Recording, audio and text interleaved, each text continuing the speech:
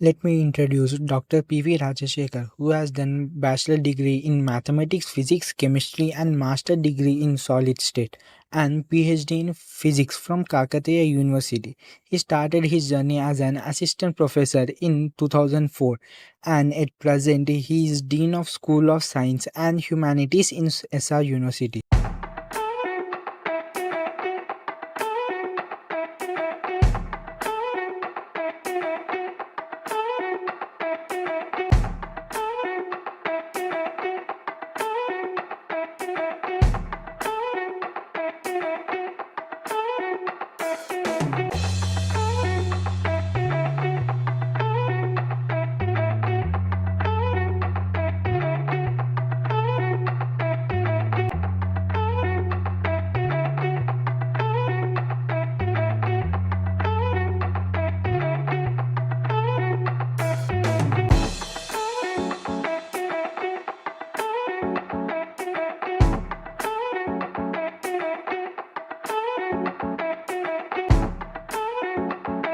University students of class 19 and 20, we are having a great opportunity to speak to you today. This is a part of our project of life skills to interview an expert. Your insights are very valuable to us for our academic journey and to face the challenges ahead. I am S.R.U. I am Dr.P.V.RAJA. Myself Nayash Verma. Myself Ritik. Myself Karthik sir. Yeah, welcome you all. As you have heard to me that you have completed 2 PhDs, 6 master degrees and 8 bachelor degrees. Can you please explain your academic path starting from bachelor degrees to various postgraduate qualifications? How did you manage your academic work? Yeah, so it all started with my interest towards physics. So I believe that science only can give explanation to all the phenomena, things happening around us. I went to a stage where there is nothing like Almighty. It's all only science. Science can only cure. Science can only give solutions. So I was totally a science man, believing in all science. So that led me to take up a master's degree in physics, post-graduation degree.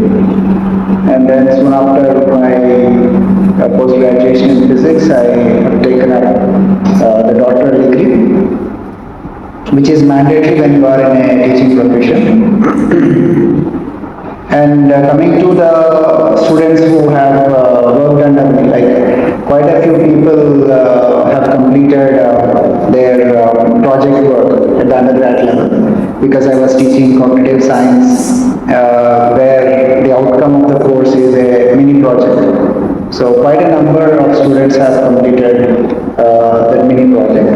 Plus 3 students from University of Rajasthan have worked under a MTech project. They came all over there in the same field, cognitive science, and earned their tech degree.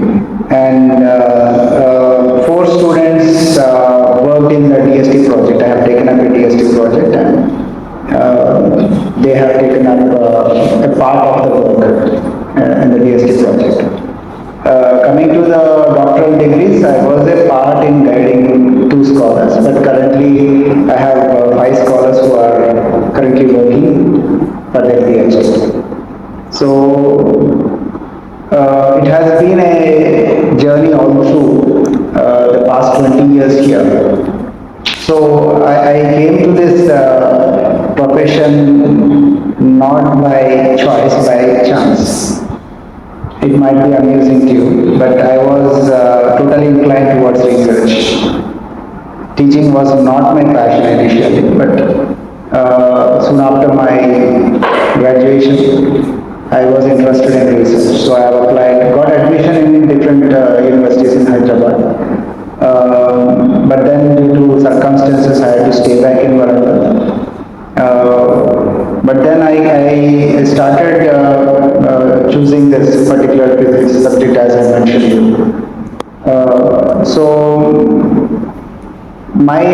in this, you have been asking about how you have gone through all this journey is whether it is by choice or by chance, it is that we have to be focused on what we have chosen. There are no regrets. Like if you have chosen a path and then say somebody is doing better in other path, no, I drop this and I follow other path. So life is like a journey. So a part, education is a part of that. So we have to travel that journey, complete that journey.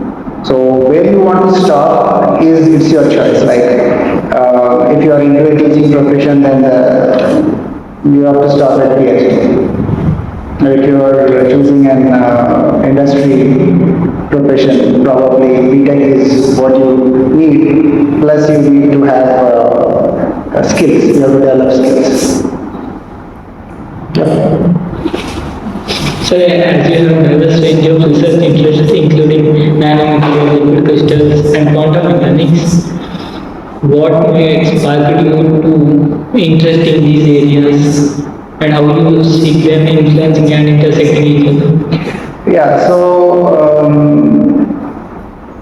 if you take up materials research, if you see across the world, people do research in nanomaterials. Nanomaterials are so fascinating that as you go down the sides, special properties appear. Where you don't see them at the bulk level, at the nano level, you see those special properties. The challenge is that how do you exploit those properties and convert some of these materials to devices. Okay, that's the bigger challenge. So science, what it is doing is like finding out newer and new materials and their properties. And once they are established, like zinc oxide is a material, nanomaterial, nano zinc oxide has many applications, plenty of applications in diverse fields. So identifying the properties, material properties is one side, and then how do we convert that into the application front is the other side. So the other aspect is you asked about liquid crystals. Liquid crystals are again set of fascinating materials where they act as good hosts. Several materials can be doped onto those materials. They themselves act as display devices. So when you dope with some materials, specific materials like these nanomaterials as well, you will see better applications, better properties and better applications. So today is an era where people are not just looking at properties of materials, new materials, they are even looking at what applications they possess. So, and industries are looking at how these materials can be made into a product, how they can commercialize it. So, our research, our work should also be aligned or focused in the direction where there is some application part in it, there is some fabrication part in it. So, my current work with the scholars I have, two people are working on energy related materials. You know that today is an era where smart energy devices are the need of the hour. Energy storage or you call energy harvesting like solar panels, batteries, fuel cells, etc. So everywhere the governments are spending research, giving funding in these areas. Industries are looking for such materials. Everywhere, universities are funding such projects, right? So two of my scholars are working in that area, and the remaining three currently are working in the display devices, better display devices. So if you see why I've chosen up these two materials, they have potential applications. And the scholars also feel that they have done something, added something novel to the existing research.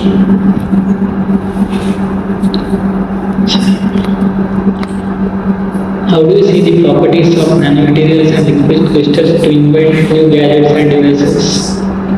So, especially I told you just now that If you see nanomaterials, people are to a larger extent working on the energy related materials, seeing the potential application in energy storage, energy conversion.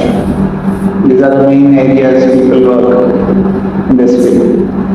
If you see liquid crystals, this is another set of materials where they have applications in energy storage. They are being now recently being used in energy storage. Energy conversion means liquid crystals are being used as electrolyte in energy storage or to make solar panels. They are being used as sensors. They are being used in photonic devices.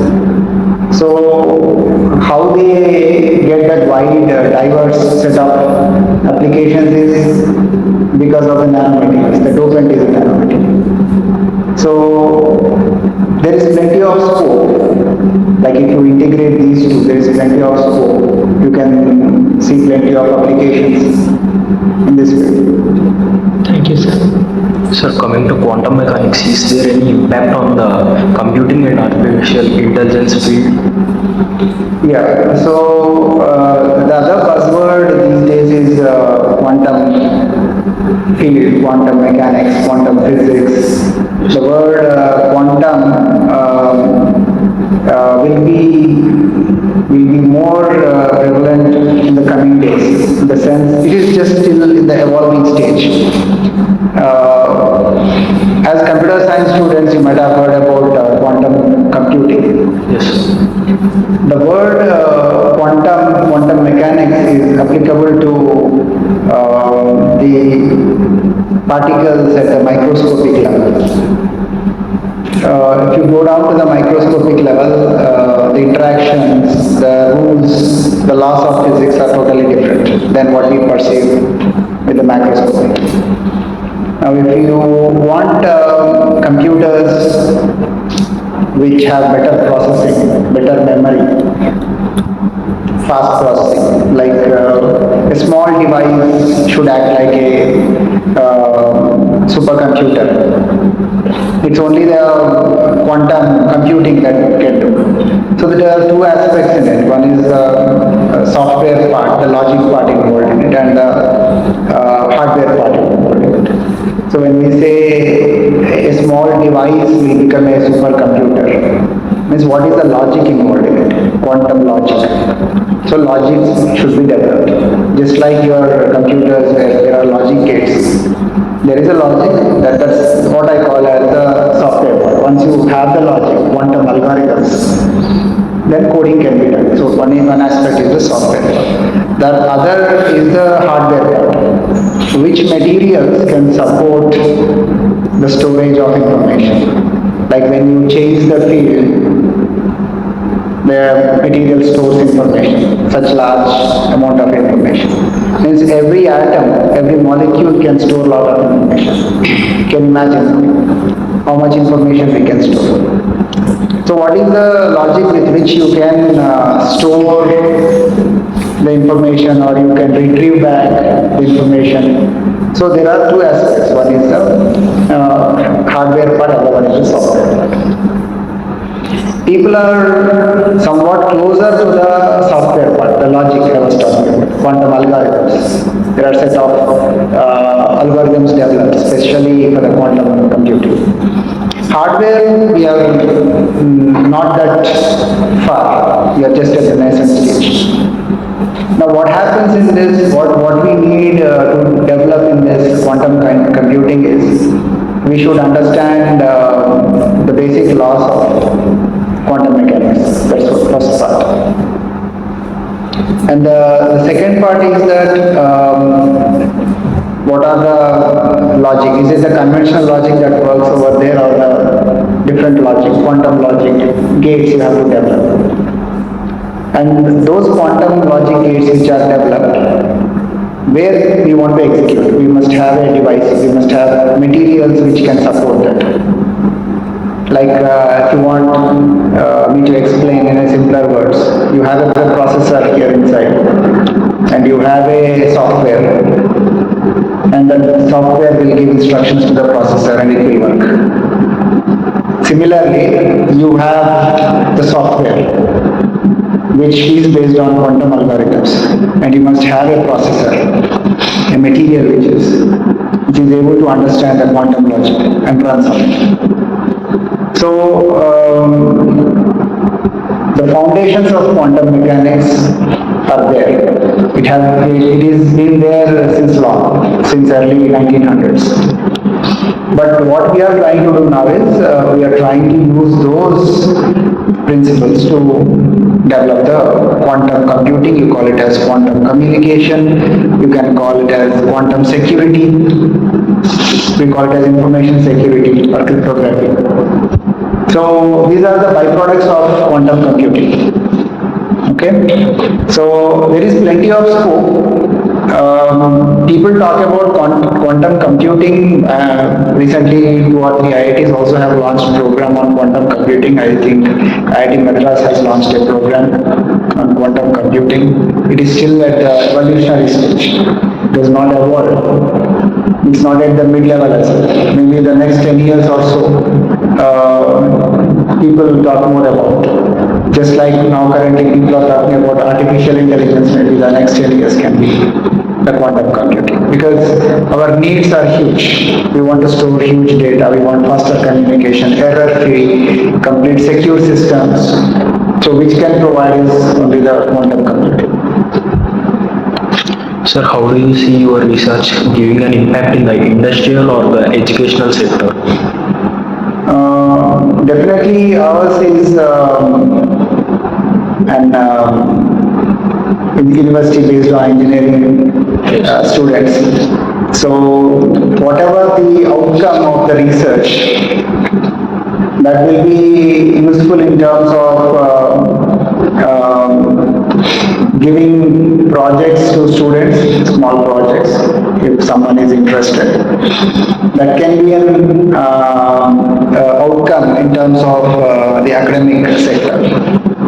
So how it directly impacts the students, whatever the research I am doing. Maybe in classes I can share a few of the fascinating results that I have got. Plus some of the students can take up internships or some projects, mini projects, based on the interest. In terms of industry, I don't see an immediate kind of satisfying the requirements of industry needs, because a laboratory level research, if it has to be taken up by an industry, there is a lot to do in between. Okay, so laboratory research is only exploiting the properties, as I told you. It's only just researching the properties. But when I say a material has better optical properties, now how can I use, where can I use? I have to fabricate the device and I have to show that it is performing. Apply for patent, and then only the industry will be ready to take up. So in order to meet the industry needs, there is a lot of challenge involved in it. But otherwise, to the catering to the academic sectors, I mean, I can take up more interns, engage students to do mini projects,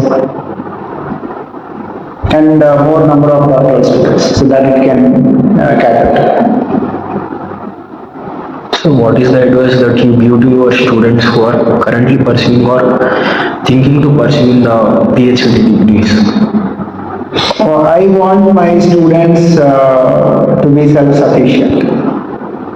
I want the doctoral students, scholars who are pursuing research, I want them to be self-sufficient so that when they go out with a degree, they also must be able to guide scholars. It's not that they just get the degree. They also in turn have the skill to guide some more scholars at their institution. So that also I want in my students even at the undergraduate, that there should be that self-sufficiency, that self-confidence that I can do without others' help. So that's what I try to inculcate, that much freedom I give to my scholars also, that they try to understand the research problem, they try to understand what they are doing, what is the outcome they are expecting. And that should be at every level, even a first year BTech student or a PhD student or a faculty who is teaching to the students. So what is that they are doing? They should have a clear vision on that. Sir, as you have studied philosophy and observation, what is the significant mindset that shift to your generation and our generation? There is a definite sea change in the students' mindset. Nothing much has changed physically. We are all the same human beings with two legs and two hands. But what has changed is the thought process. So why the thought process, what has changed in the thought process, we'll come to that. But why it has led to such a change? Probably the access to information. The earlier generation didn't have access to a lot of information. They have to search, they have to go, let's say, the access we used to get only at the libraries. Right, so nowhere else. Otherwise, if you have a book, you read at home. Beyond that, you don't have any information.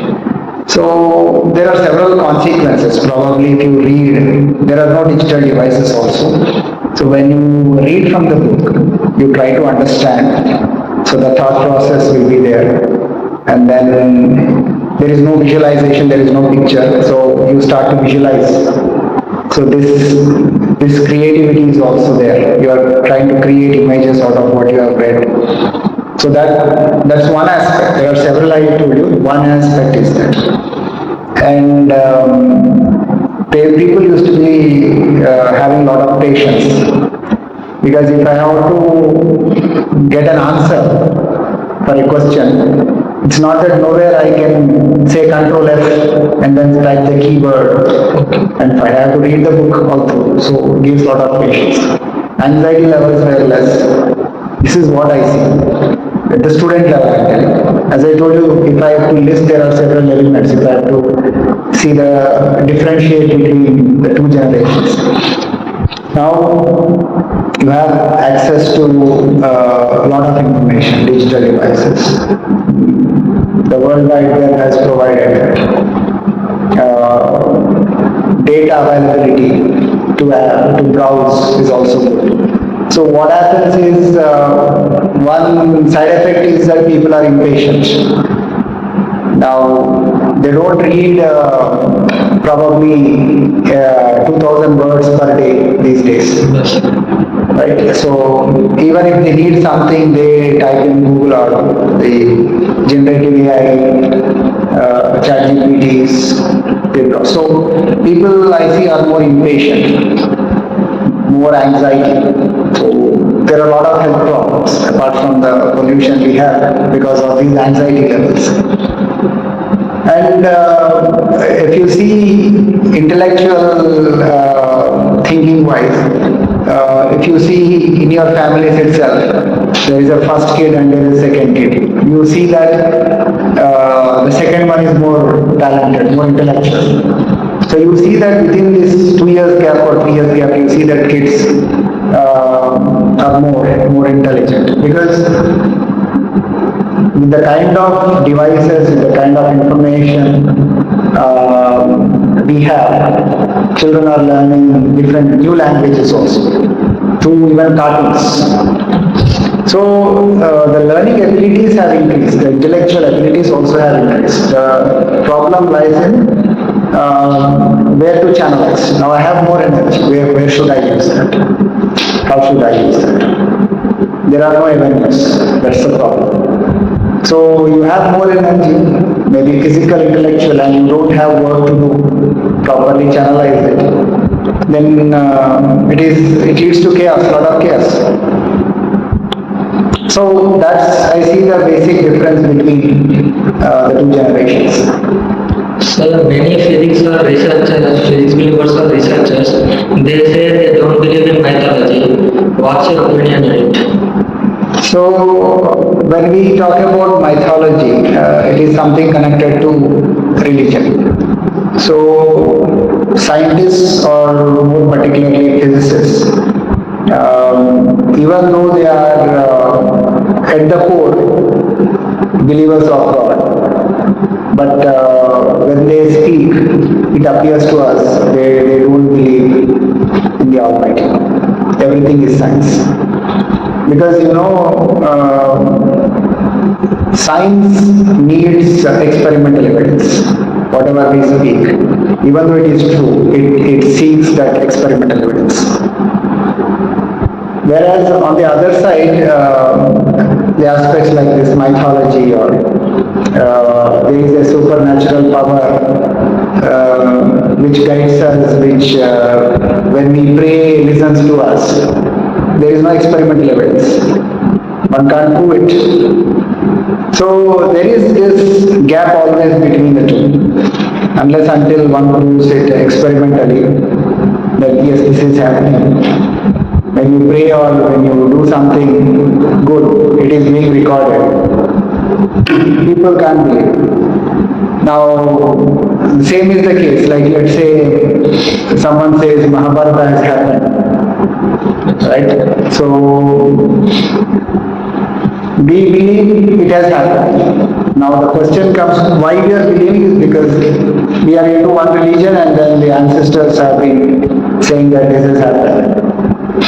So probably someone saying or it is that religion has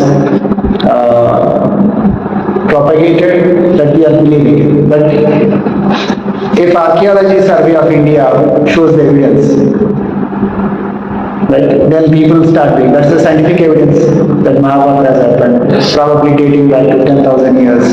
We found this, that. So if it is not there, so now that's aside. But what our conscious say also is important. Like there is one thing, scientific evidence. The other side is that what our conscious says. Are we really believing or not?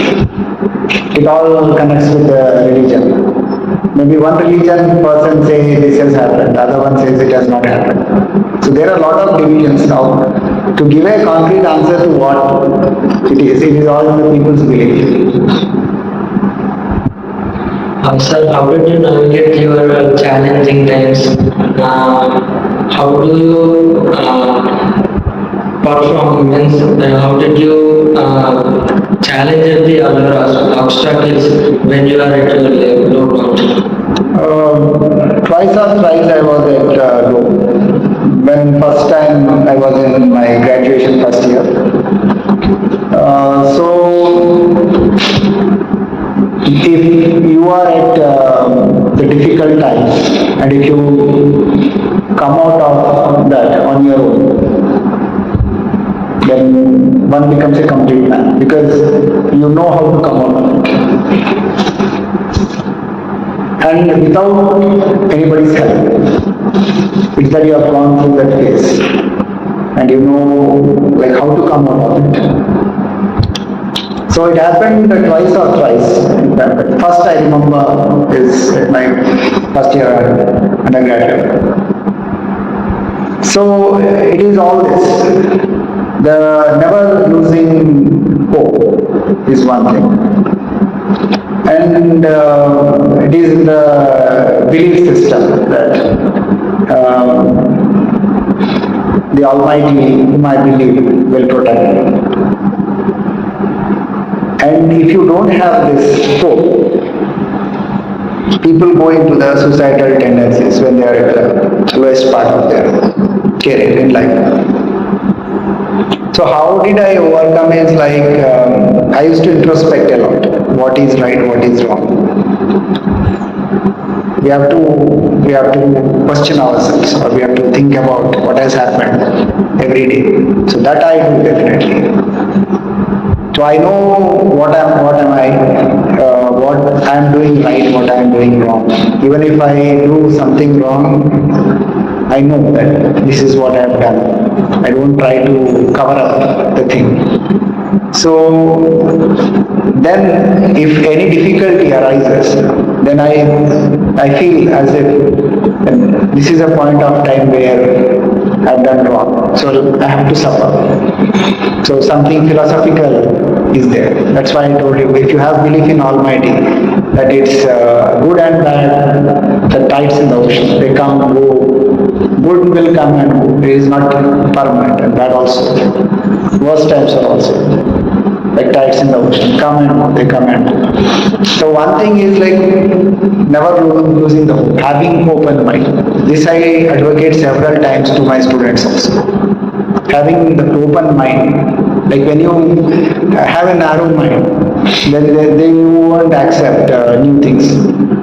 Only if you have an open mind, you have a hope, should have belief in Almighty. You should be continuously praying, surrendering to Him. That's how you can overcome the challenges in life.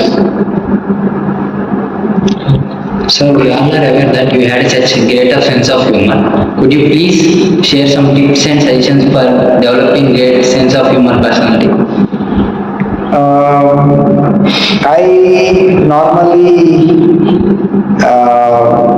have a less sense of humor to tell. I developed it because of my second brother, elder brother. He has a lot of sense of humor actually. But specifically in classroom, I don't crack big jokes, but then situational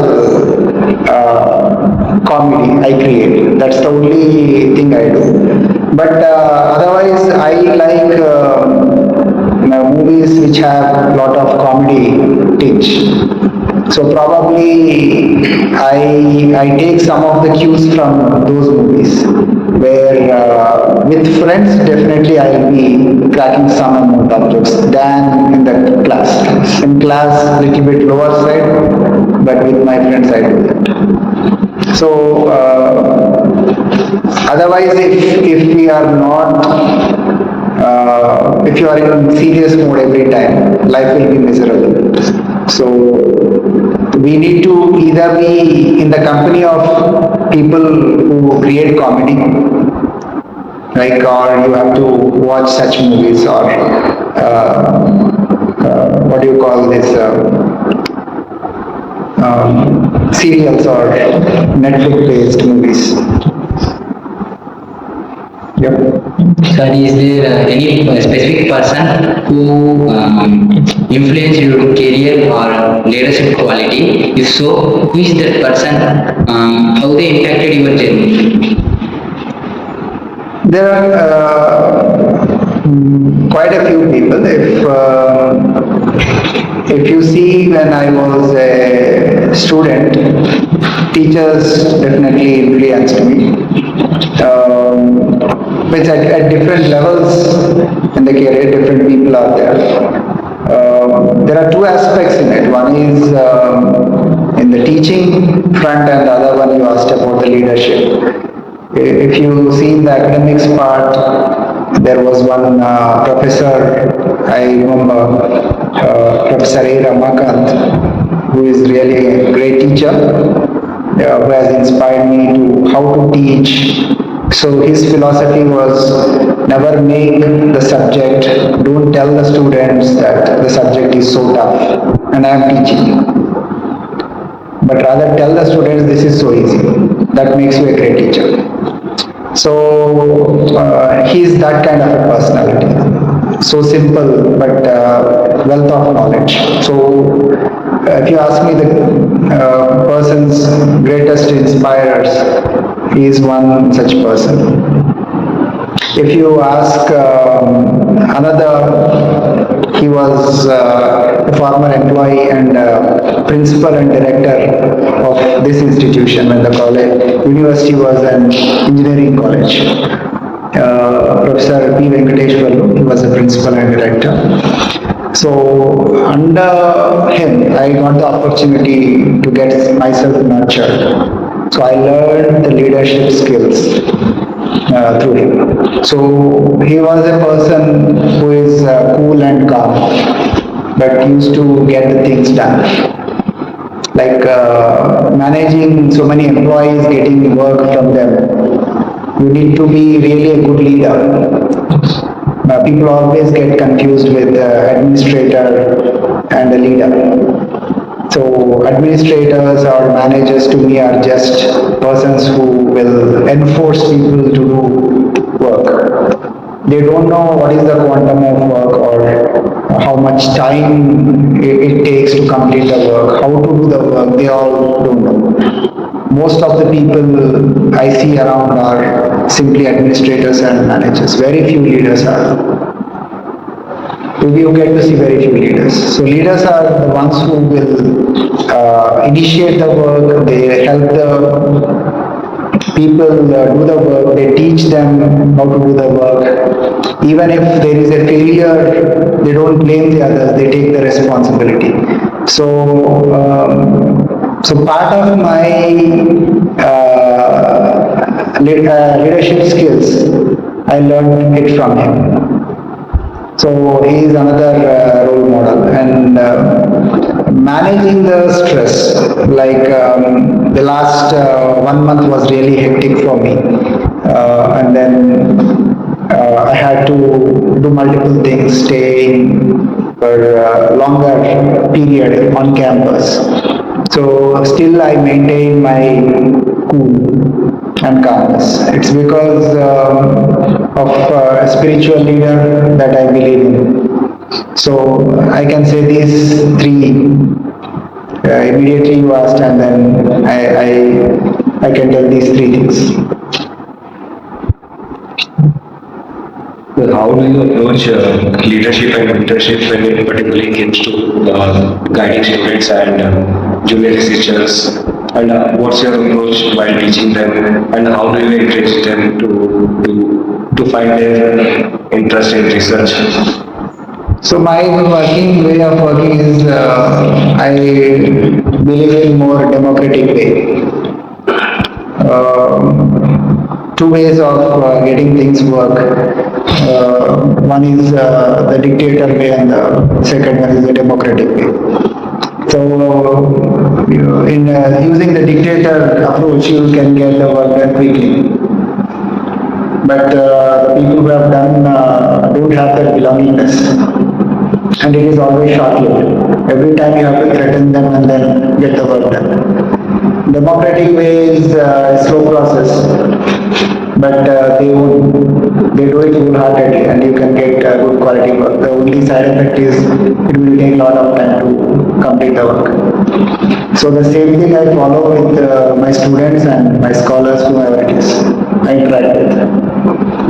So I have the patience, I developed patience in the recent past to wait to get the work done. So that's my approach. Like whatever the list you give, with all of them I follow the same approach. That they should know the importance of the work. Ultimately, they should learn. They should believe in. Otherwise, that is going to stay for a longer time. Enforcing only for a shorter time. They do it for us. They get threatened and then do it for us. So, what was the reason behind the phrase good or bad? Everything is recorded somewhere by the natural process. It's come to back to you. One has to wait. That's what you have mentioned in your LinkedIn. Yes, I mentioned that in my LinkedIn profile. That some of the questions you asked earlier has a connection with this. It has a connection with the science, philosophy, connection with the question on quantum mechanics, connection with machine learning, deep learning, whatever you call it. So, this universe works, people think in a complex way. But to me, I understood in a simplest way. to the five elements. People call it as the Panchabhuta. The earth, sky, fire, water and air. And you will see whatever the research scientists are doing has these five elements in it. They are trying to unravel the secrets of the nature, these five elements. We are feeling pleasant now because there is air conditioner here, cool environment. The same thing if you sit outside and then do this interview, you would have been not been so comfortable. Yes, sir. So our thought of feeling comfortable, not feeling comfortable, lies in is decided by these five elements. I've taken the example of one. If you are pleasant, then you do good things. If you are not pleasant, you may do bad things. So, these are the five elements which will decide anything. These are the five elements with which everything is recorded, is being recorded. Now you see this phone has lot of information. Who is recording? One among the five elements or two of the five elements. We made this device, of course. We made it. So people, when that's a philosophical statement which I believed, because people do good deeds, bad deeds, then they think, okay, whatever good I have done, I have it in my balance, and whatever bad I have done, and both get subsided. I have given something in as an offering in a temple, so whatever bad I have done is okay. So the universe doesn't work like that. For all the good things you have done, you get good back. Whatever bad things you have to suffer again. So, good or bad, it will come back to you again. How it will come back, who will record this, is the five elements which are there in our world. Now, how it records, I don't know. Maybe Almighty already knows quantum mechanics, and he knows machine learning, deep learning, all this. So there is this data stored. Who is storing the data? I know. These five elements are storing the data. They know it.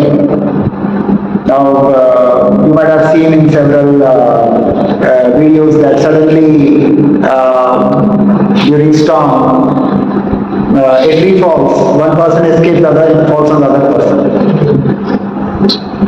This is one incident I am telling. Like that, the God gives you blessings or He punishes you through these five elements. So, good or bad is recorded somewhere. And it will come back to you. Don't think that I escaped. Nobody has seen it. So he is seeing is these five elements are seeing, watching you continuously. Where are they? It is within you, everywhere. And you can't escape. You can't say that, oh, I have done a thing where nobody has seen it. Even in your thought. Because even in thoughts, that elements are there, five elements are there. So, what is the scientific explanation for the phenomena of rock floating near Rameshwaram or Ram Setu Bridge or Adam Bridge? As a science student, I am still unable to completely understand it. Well, see, there is that I don't call it as a story, but people understand that the word Ram was written and then they started floating and then they made a bridge and then crossed the sea. So if you ask the scientific part of it, we don't know the geography and the rocks during that period. Probably if you believe in Lord Ram, he has the power, therefore when his name was written, then the rock started flowing, that's okay. But there is a scientific element in it also, that if you have a special rock which has a lot of porosity, they definitely float. When it has a lot of porosity, what happens is it becomes a lighter. Okay, and these porous regions, what they do is they occupy a lot of air with it. And if you have air, it's like a sponge, cushion kind of sponge. And then the rocks will float up. So if you ask me what is that, which is correct, is it that wrong word has been written over there, that's why they are floating, or is a scientific thing? We don't have a concrete answer for that, but definitely if you see the geographical inclination, there is some evidence that a bridge has been made and then it is through these floating rocks. So why are they floating? Is it because of the composition or word has been written over that? We don't know. So apart from the professional matter, we would like to ask about your student life. What was the unforgettable moment in your life? Unforgettable, quite a few are there, like as you are asking this question. One unforgettable, I can tell good and bad. One was when I got gold medal in my school days. Then the principal called the parents as well to the school for that ceremony. So that was the moment I felt very happy that I made my parents proud. So that was one experience. Soon after my 10 plus 2, I spent a lot of my father's money, and then he came to the railway station to pick me up, and he was walking to the compartment where I got down, and that was the moment with tears in my eyes. I felt that I have cheated my father, because that was he spent money on me so that I am successful in one exam, but I wasn't. So that's another. And the other memorable moment is the day I got married. Is obviously the happiest moment, and the two kids. The second one, I saw her being taken out from the womb directly. So I was like mesmerized, like how this babies are there for so long in the womb for 9 months. So these are the things I kind of immediately have to recollect, share. These are the things. Sir, what is your favorite moment after coming to S.R. University? Favorite? Moment in this university? Favorite moment?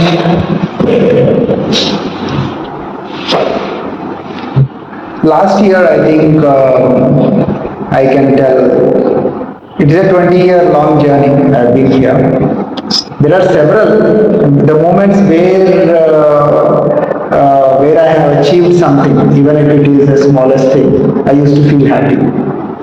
Any value addition I have made to the university, I was happy. Like certain of the systems I created when I was in examination branch are still being used. I left the exam branch in 2017. So certain of the practices are still being implemented. So I feel happy for that. Not just one moment. Last year was a momentous year for me. Last July, I became professor, I became director IQAC. Then this year, I was made the Dean School of Sciences. So getting the responsible positions is one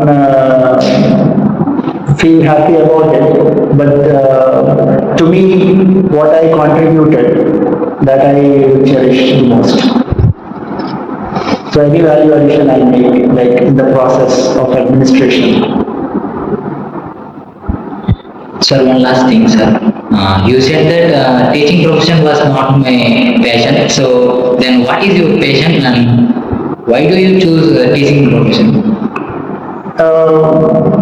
As I told you that I was more inclined towards research because I was not believing Almighty at that time. Everything was science. So I used to find explanation for everything in science. I quote one example that until Alexander Fleming discovered penicillin, people used to suffer, die. So my logic was, why was Almighty not helping people till that time? It is only the human, the intellectual ability has developed, has made them develop antibiotic. So it is the science that is helping people, mankind. Nowhere, why did the Almighty saw such suffering all those times? So such, now I say, illogical questions were there with me, questioning people around who used to believe Almighty. Right? They didn't have answer for that. So that was a point that I felt, okay, science is the one which can give explanation to everything. So then I developed interest in research, physics and then research. I got opportunity in two universities in Hyderabad. One is University of Hyderabad, the other one is Indian Institute of Chemical Technology. And due to the family circumstances, I had to stay back. So when I'm staying back in Warangal, then one option was to take up research in Kakatiya University. Right? I understood that just by doing research, it's not sufficient, one has to take up the teaching role. Then I understood. One has to, if you are in research, research and teaching will go hand in hand. So, for the livelihood, for the survival, there must be some income. That is, I have to join an institution, an organization. So I have started teaching. It doesn't mean that I don't enjoy teaching, but my interest was research. And my ambition was to get a scientist role in ISRO. I have applied several times, like I couldn't succeed because there were not many opportunities open at that time. That was my passion actually, to land in ISRO. But then it didn't click. I couldn't succeed. But this was the opportunity left out there. That's why I said it's not by choice I wanted to be a teacher. By chance I landed here. Research was my primary interest, and then with research, we are asked to do the teaching part as well. You were asking. So what made you change from not believing to Almighty to believing in Almighty? What was the transformation happened because Almighty wanted me to believe Him. So the transition happened because of my friend. He used to take me to temple, and every day I used to go. Without believing in Almighty, every day I used to go to temple. I used to fold hands. I still remember that I was so arrogant. I used to pray to Him. I don't have belief in you, but there are several people outside believing you. Help them out. That was my prayer. Okay, so that kind of prayer Almighty likes. Right? You go to a temple and you don't ask for yourself. You ask for somebody. So probably He dragged me into His fold. So there was one issue with the family where others tried to forcibly grab the plot, our plot. So there was forgery done. And that point I actually prayed to Him. I asked for my cause. So if you are there, really do this help for me. Right? So, and And you can't believe within weekdays time that got settled without any issues. So it's not the incident, the physical incident which I talked about. There is this internal purification that has happened, and that automatically whatever the questions I was posing to people earlier, like this silly question that only after Alexander Fleming discovered penicillin the suffering stopped. Before that, why was there suffering? Where was this Almighty sitting all these times? Such silly questions, answers to such silly questions, I got myself answered. So as you believe in Almighty, do you still believe in the paranormal activities like ghosts? Yes, there are, but not like what we see in horror movies. But there are spirits, even the spiritual gurus, so-called spiritual gurus, or the best ones you believe in. They all say that these spirits will be there in this region also, in this room as well. The only thing is that they are in a different plane, where they can't interact with the physical world. They are into a different zone. So we can't see because this is as simple as science will give explanation to it. There are infrared radiation, there is electromagnetic radiation, right? Unless we have this device, we don't communicate with the other person. Right? And you can't see that electromagnetic waves. Do you say that there are no electromagnetic waves? So we need to have a device so that we can capture that. Same is the case if one wants to see the spirits. This is my belief. Others may not believe, they contradict me. But if you want to see, you must go to that level. You must have device. Means the device is here. If you practice the meditational procedures, then probably one may perceive that as well. But definitely there is good and bad. Even the quantum mechanics says there is positive energy and negative energy. So everywhere it is good, bad, positive, negative, positive pole, negative pole, positive charge, negative charge. So always this is there. Science also says that. Sir, have you experienced these abnormal activities? Never. Never. But I experienced the blessing showered by Almighty. I could feel that this has happened because not by my effort, not by my talent, my abilities, but it has happened because of His blessings. So that I could explain, but not any kind of paranormal activities. Fortunately. What changes do you observe before believing in Almighty and after? Lot of stability in thought process. Lot of stability in process. Cool and calmness, no anxiety, right? Worrying for unnecessary things. You will get lot of stability, cool mind, and you will have that confidence that come what may, there is always protection. Someone is behind you. Yes. Even in the bad times you feel okay, he knows that I am in difficult times. He will take care. For a good reason. Yes. So we all make mistakes, but what truly matters is how you respond to it. Whether you choose to create change or to stay remain same. What was the one thing that a positive change in your life? Positive change.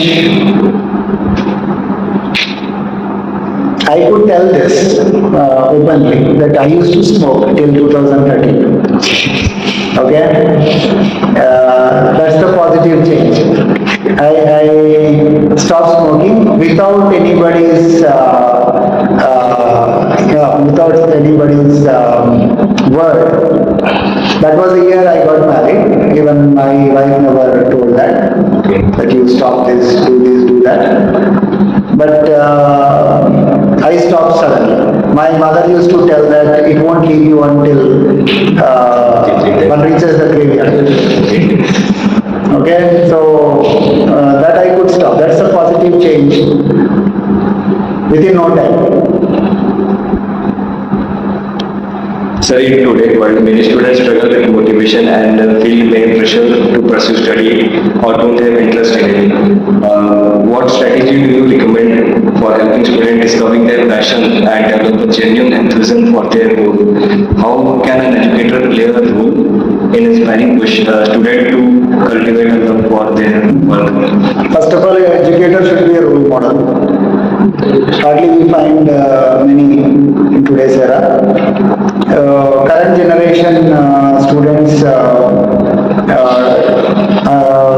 not finding the suitable role models to interact with. That's one thing. So what is that one needs to do is the goal setting. We should never forget from where we came, why we are here. That introspection I told, that should be there every day. So what I am doing, is it correct? So if you question, the answer is there with you already. Right? That introspection should be there. Never forget that introspection. The second is that if you just sit back, say, introspected, I have done it. I know yesterday I have done 10 things wrong. And today I know I have done 11 things wrong. Now what is the use that you introspect every day? Unless until you do a corrective action. So you should be knowing about yourself is one aspect. The second is, okay, you know about yourself. Now you have the intent to correct yourself. The next question is, what is your goal? What you want to become? Having that, you have come from a family background. What you want to become? Now, goal setting is easy, but working towards that goal is difficult. And if you say how difficult it is, not that difficult. Provided you have the patience, you execute it every day. And how much time you require? 3 years. Hardly 3 years. So if you pursue it, you are good. Then even at this level, if you start at this level, targeting civil services hardly need 3 years. This 3 years of stay here. I'm saying only 3 years, not 4 years. 3 years. So what one needs is a role model, definitely. Like you must have a role model, like I want to become like this. Be it in movie industry or probably your one among your relations or one you have seen, read through the book, even through difficult times, hardships, against all odds, they have achieved this. So you must be having that information. Yes, I can also do it, is one. And then introspect. Okay, today you didn't do you do well? You should know that record. You should have that record. You should have that guilty conscious. I couldn't do. I did wrong. Then nobody will need to guide you. It's like you are self-driven. If you have this, you should have a role model, you should have a goal working towards it. Always do introspection. What is right? According to you, a student should have high motivation or discipline. Motivation, like with motivation, you always are focused. There is very less indiscipline activity.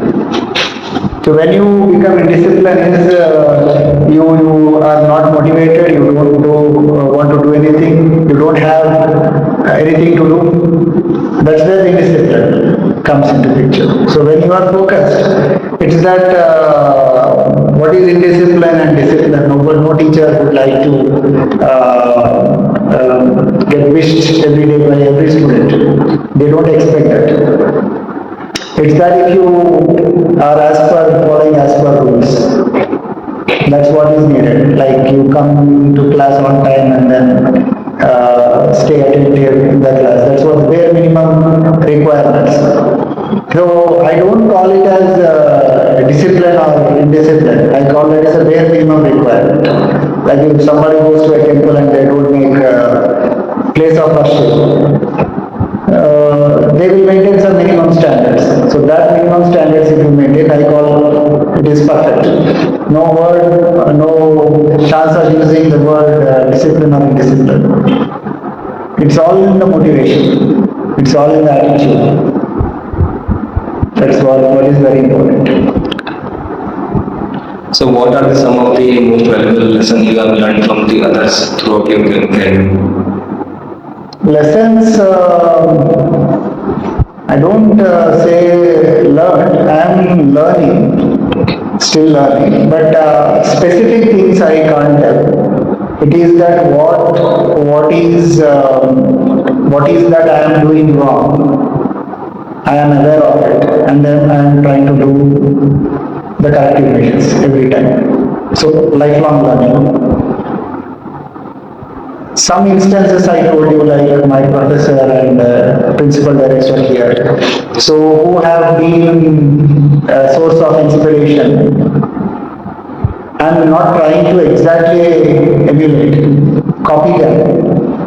I have my own character. I'm trying to implement some of the things which I like, which I can do. I can't do all. I can't become them. Exactly. So certain things I would like when I teach or when I deal with people, certain things I would like to implement, but not all. Somebody is a dictator, I can't do that at this moment because I don't like it. So what type of people you have encountered in your experience and how you deal with them and what's your approach in dealing with them? Suppose if I have very few friends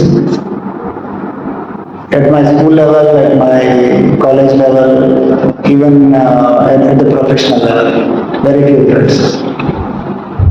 So whoever creates trouble, I just avoid them. I don't want to. There is a different approach also to deal with people who are the trouble creators. You encounter a proactive action against them, that is also possible. But I would like to kind of back off, avoid people, ignore people who are trouble creators. And the rest are very few people like that, whom I have ignored. The rest, to a larger extent, I maintain a neutral relationship. It's that if somebody has something in them, I don't try to make friendship with them because there is something in them. It's like I'm neutral always, like whether you have the power, you don't have power, you are a higher authority or an ordinary person. That I am sure that I am very neutral in that aspect. And people have misunderstood that I am reserved because of that attitude. So, as I am maintaining neutral relationship to a larger extent, very few friends, very few on the other side, whom I ignore. So to a larger extent, people I treat in a neutral way. So people think that I ignore them, I am so reserved. That's misapprehension people have. But when they come to me, talk to me personally, then they understand that what exactly is my nature. So how do I deal with the relationship is, I don't give value to what they offer to me. I just give value just that they are humans, fellow humans, that's it. So you have started as lecturer in 2004 as assistant professor. In 2024, after 20 years, you became the dean of the School of Sciences. What was your thought process? How was the students in these 20 years? So the journey of 20 years is very long. I think 20 years, you are not even 20 years now. So a journey of 20 years It's not that suddenly I have come to this. No. So at different levels I spent considerable amount of time understanding the students, understanding the system, understanding the colleagues, because I work with several colleagues, different mindsets. All that was learning phase. Like as I told you, I never tried to emulate or copy others. I was just observing. I was just observing what is right, what is wrong. So probably this 20 years has shaped me up nicely, I feel. But if you look at that journey, any person should have that kind of a slow growth. That's what I believe. So when there is a slow growth, then you will know the different phases of life, the difficulties, how to handle those difficulties. So now I think I am fully equipped to handle such difficult scenarios because I have seen through so many people, so many years, students, situations.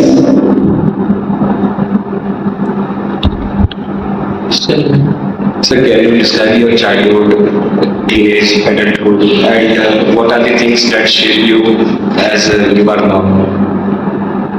Childhood, I was studious. I was first in all classes. So one thing I regret is I should have been more naughty.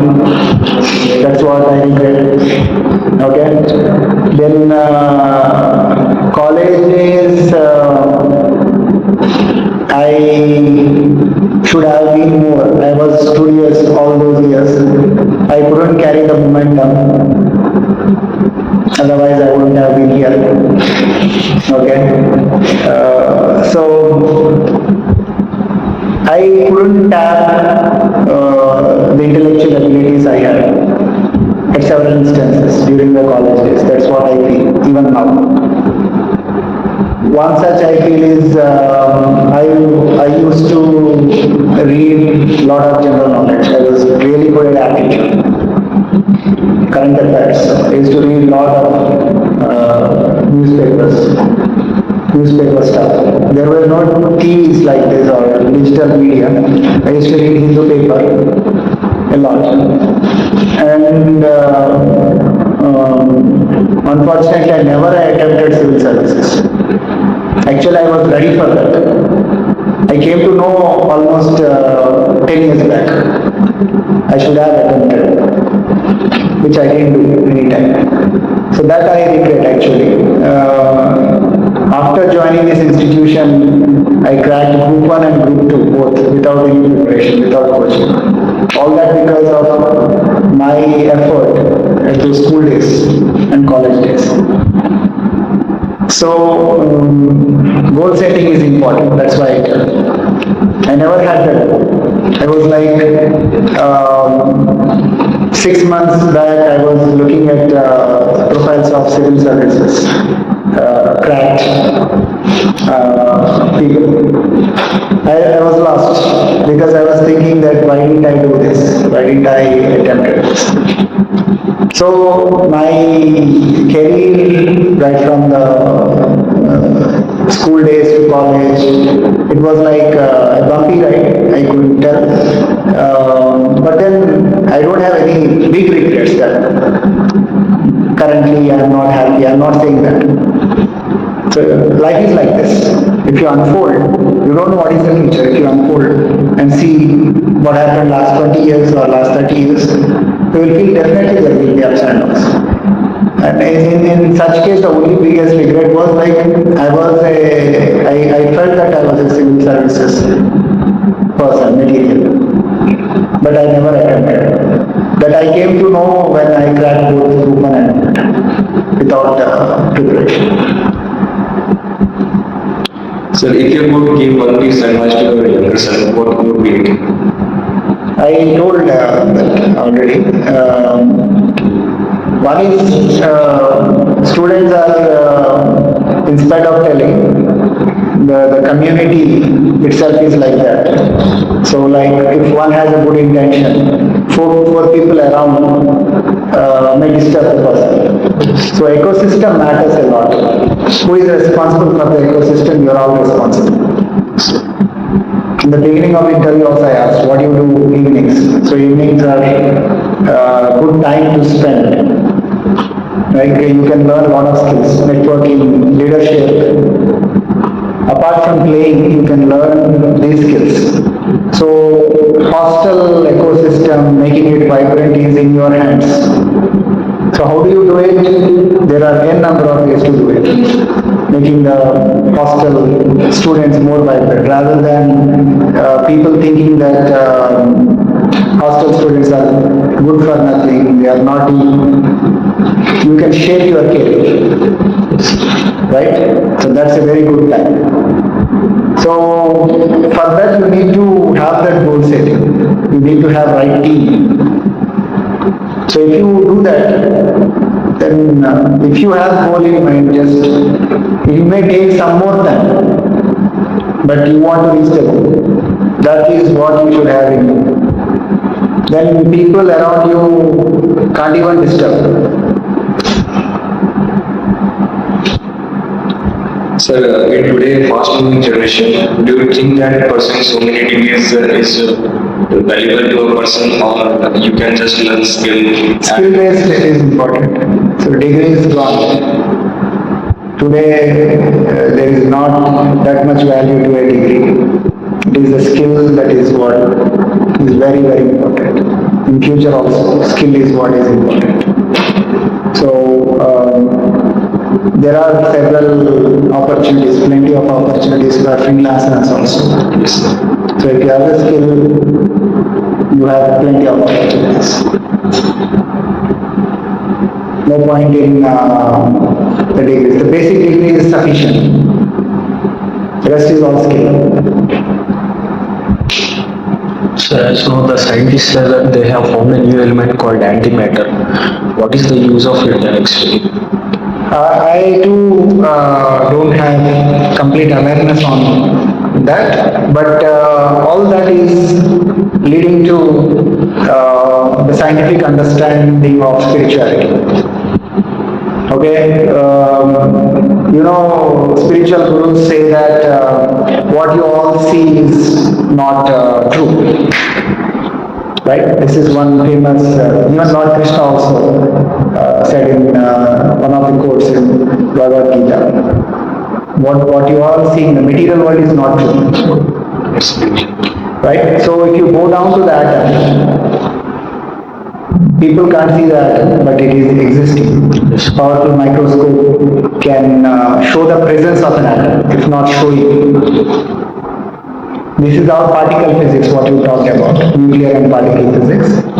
So people thought, okay, atom is the smallest. Further smallest was electron, proton, neutron.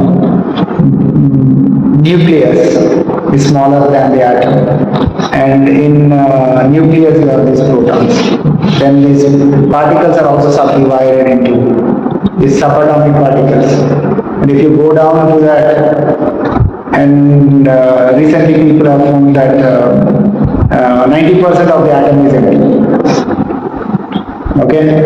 And in that emptiness you have subatomic particles. And again, they have 90%. We say that 10 power minus 14 is a dia, of which 10 power minus 14 itself is small, 90% is empty. So like, it leads to godliness. Like out of nothing you have something. This is all made of atoms, of which every atom 90% is emptiness. But that atom has so much of power, energy within. Who is asking the electron to move around? Right? It is the stability. It has some energy. So who has given that energy? There is no answer. So if we start questioning, going down to that level, so there are no answers. Where science can't give answers, it's where the territory of Almighty starts. So for that, what the question you have asked exactly, I don't have answer, but probably matter and antimatter are existing. So in today world, what we are discovering now, it's used to say that we have already discovered earlier. What do you think that what are the things that we can improve in research so that we can be ahead from others? I think the future will all be about the assistive technologies. We have so many assistive technologies already, so the text to speech, right? Several assistive technologies are already there. So future also we become totally reliant on devices. So be it say now that I don't want to type also. Yes. I want to see the screen and open an icon. So my thought through the eyes focuses on a icon on page and it opens. So the future is all about that. You will get devices very soon like that. Yes. Softwares like that. Like neural also. Yes. Connecting nerves with the. Yeah, and the diseases people are getting, the neurological disorders people are getting also need such assistive devices. People are getting dementia, Alzheimer diseases, so therefore they are needing implants in the brain. So that they will stimulate the brain and then the memory is retrieved. So assistive technologies is one. All your artificial intelligence, all that contributes to this assistive technologies. What I mean by assistive technologies, let's say you have a stock market, where you want to invest in. Okay, so you use apps made on artificial intelligence and they will predict for you. Is it not assistive technology? Yes. So the future is all about assistive technologies. Sir, what is your opinion? AI is dangerous or not? AI is definitely dangerous, no doubt assistive, but we should not outrun our requirement. AI is making us do that, so outrun the requirement. So what do we need today is not so much, but AI is providing that much. Okay, take for example, you have currently the AI giving you every other program. Okay, cool. So do we need that is a question. If we don't need, then we are outrunning our requirement. So AI makes us do that. Suppose let's say you have a CC cam with AI enabled. That's okay. That's okay because the current CC cameras don't predict the theft. It just records. But our requirement currently is that it should predict. That is okay. It's not outrunning the requirement. We need it. Who is a robber? Who is the actual owner? Is there anything fraud being happening? If the camera detects, it's almost equal to a human being, a security guard. That's what is needed, definitely needed. But the other aspects where, let's say, AI is going to predict your bank transactions based password, network security is a big trouble. So it is outrunning the requirement. We don't need it. So there is always the other side of it as well. So according to you, what do you think that, what is the one thing that make India great in terms of innovations or anything as compared to the other country? Believing in oneself. Indians are very bad about believing themselves. We have very low confidence We have a lot of youth power. Youth doesn't know what to do. There is no guiding force.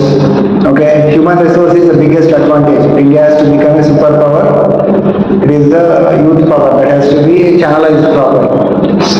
Right? Youth are not being trained is one big thing. So we have human resource. Youngsters, many of them are youngsters, and then they are not being, their intellectual and physical energies are not being used properly.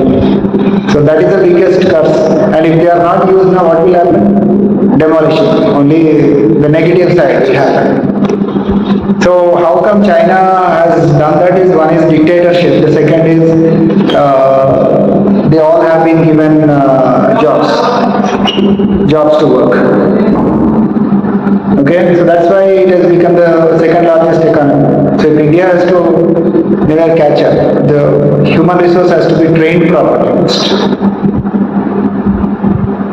So do you think that government can do their best, but they are not? In democracy, as I told you, it will take a lot of time. Okay. Under dictatorship, things will move fast. Another 10 years or so, we can visualize the change. But in democratic setup, it will take 20-30 years minimum. Definitely there will be a change. Only India will develop only because of the human resource, not because of political will.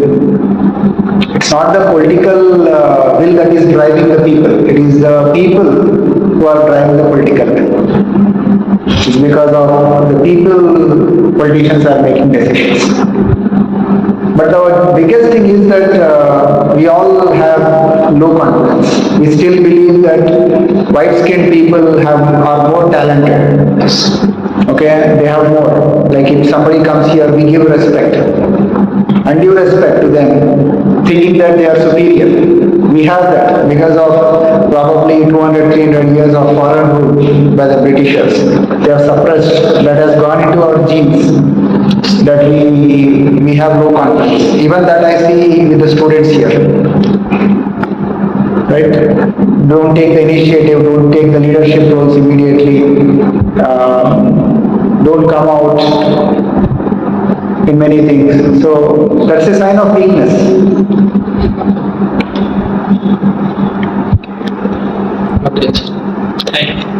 Thank you, sir, for giving your valuable time. We appreciate your insights, and we will love to know about your experience. And from our team, we will thank you for giving your best opportunity. Thanks a lot. Probably if I had prepared or thought about, I could have given better advices. Yes, sir. But then whatever has come to me from my personal experiences, I have tried to answer a few of the questions you have raised. But everybody has the potential. I tell this to every batch of students, that it is that 70% you can blame the external environment around you. The rest 70% is within you. So only that if you realize your potential, then only the success comes to you. Okay? The goal setting is what is very important. Life will move on, time will fly away. But if you don't have a goal, you will land nowhere. If you have a goal, then at least you will, after a certain time, know how far I am from the goal. Yes. If you don't have a goal, then it's nothing. You don't have anything to cherish, anything to achieve. Okay, all the best. Thank you.